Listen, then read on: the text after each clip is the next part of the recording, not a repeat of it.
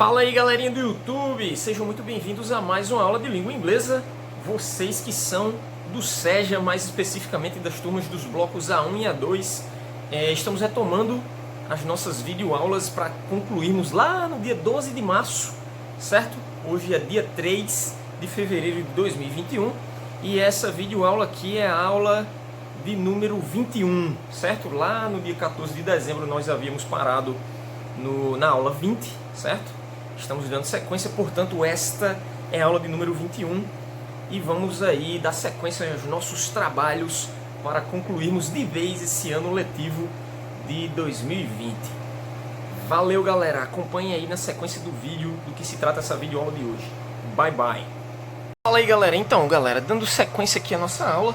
Essa aula aqui é a aula de número 21, certo? Está sendo divulgada aí no dia 3 de 2 de 2021, como eu falei, para vocês dos blocos A1 e A2 do SEJA, tá bom? Galera, muito bem, como nós estamos retomando aí, né, pegar no ritmo novamente, depois dessa parada de um bom tempo, né, mais de um mês e meio. Nossa última aula havia sido lá no dia 14 de dezembro de 2020, vamos terminar aqui praticamente a nossa última etapa, até o dia 12 de março, e como estamos voltando, né, pegando no ritmo, vamos fazer algo um pouco mais light, né? Um pouco mais leve, para nós entrarmos no ritmo novamente. E tratem desde já, né? Desde essa primeira aula, entrar no ritmo e nunca mais parar, né? Porque muita gente começou, aí depois deu uma parada, deu uma desistida, por determinados motivos, enfim. Vamos continuar aqui e vamos, quem sabe aí, concluir de vez isso lá no dia 12 de março. Então, beleza, vamos para frente. Vamos assistir aqui essa aula que eu vos apresento os artigos da língua inglesa. Em inglês, artigos são articles. Os artigos aí dentro das classes de palavras, né? A gente estuda também em português. São aquelas palavras que quantificam, né? Que antecedem um substantivo e que quantificam, que definem ou indefinem aquelas palavras que nós estamos apontando, que estamos mostrando a alguém, estamos falando sobre algo ou alguém, né? Por exemplo, em inglês eu só tenho um artigo definido, ao passo que em português o que significa esse the? Significa aquele artigo lá, ó, o,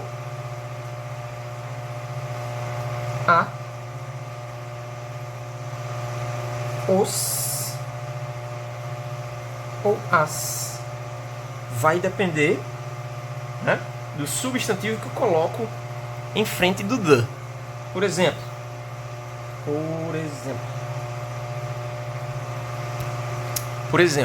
vou pegar aqui o the, certo?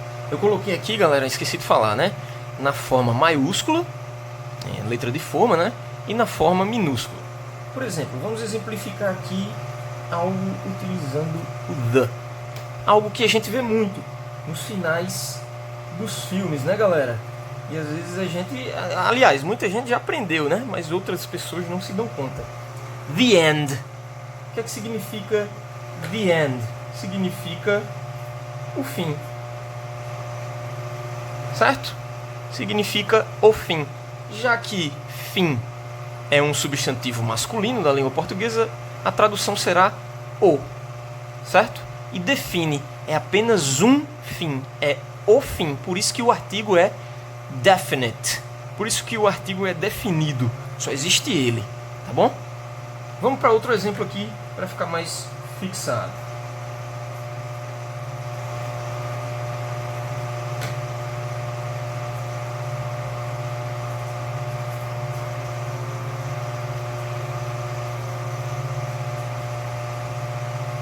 The English Book.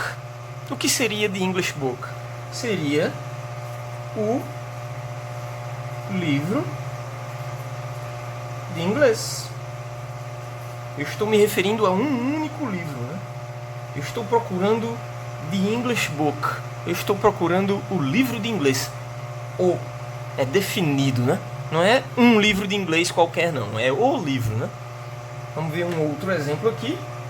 A gente arrematar o the, né?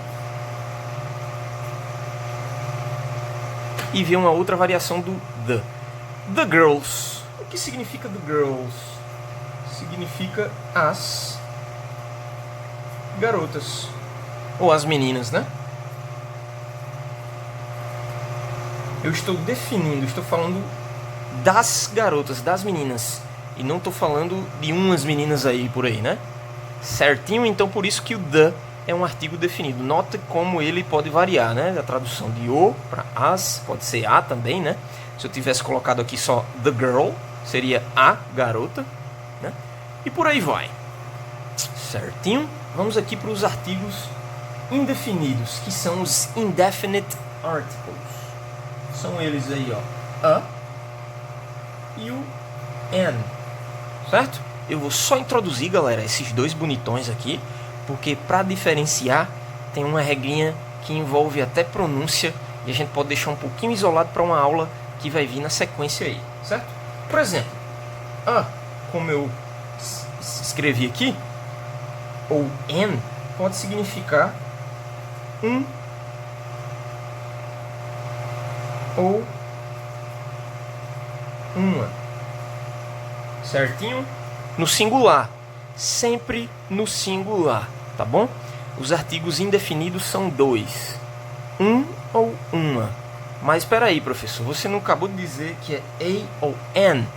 Exatamente, galera, preste muita atenção nisso. A ou an, ambos, os dois, né, significam um ou uma, masculino ou feminino, vai depender aí do que você escreva. A gente vai diferenciar um ou outro quando o substantivo que vai vir logo após ele vier com som de vogal ou de consoante. Como eu falei, vou só ilustrar e apresentar para vocês aqui, porque eles são um pouquinho mais complicadinhos do que os artigos definidos, tá bom? Por exemplo, a boy. A boy significa o quê? Já que é masculino o substantivo, ó, um menino, certo? E eu vou usar o a porque o boy começa com som de consoante, ok? Já o an me exige usar um substantivo aqui que comece com som de vogal, certo? Nós temos aqui, por exemplo, an apple. Professor, não podia ser a apple, não? Não, porque apple começa com som de vogal. Daí eu vou e uso o an.